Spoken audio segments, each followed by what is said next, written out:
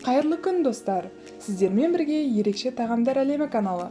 Бүгінгі мәзірде ең дәмді сочный голубцайды қалай әзірлеу керектігін көрсететін боламын. Ең алдымен керек ингредиенттерді дайындап алайық. Мысалы 100 грамм күрішті 5-10 минуттай жылы суда бұқтырып алу керекпіз. 2 пияз қажет болады. Бірі жарты кольца тәріздес кесіліп зажаркаға, ал екіншісі ұсақталып голубцы салмасына қажет болады.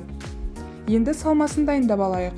Ұсақталған пиязды, үстіне фаршымызды және 5-10 минут бұқтырылған күрішімізді салып, татымына қарай тұз бұрышымызды салып жақсылап араластыратын боламыз.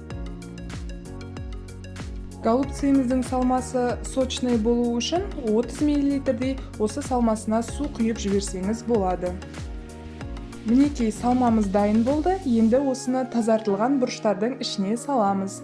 Толтырыңқырап, молырақ салғаныңыз жақсы.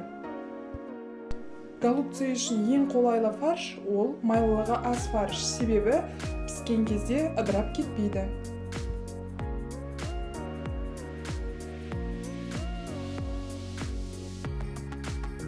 Достар, мінекей голубцайларымыз дайын болды. Бұл 3 адамның порциясы. Енді зажаркасын жасап бастайық.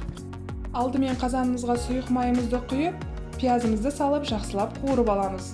Және де оның үстіне сәбізімізді салатын боламыз. Жақсылап қызартып қуырған соң, томат пастасын салып, татымына қарай тұзыңызды салсаңыз болады.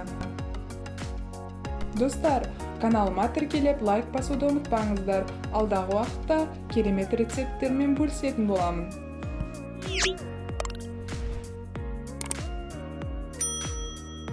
Мінекей зажаркамыз жақсы қуырылып дайын болды. Үстіне қайнап тұрған 300-350 мл-дай суымызды құямыз.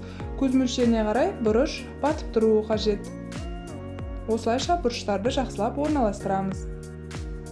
Ең алдымен қаттыра бір қайнатып, содан соң жай отқа қойып, 30 минуттың ішінде пісіріп аламыз. Картошкасын салуды ұмытпаңыз. Мінекей достар, қандай ғажап, жеген де арманда, жемеген де арманда. Өте дәмді болып шықты. Баршамызға ас болсын!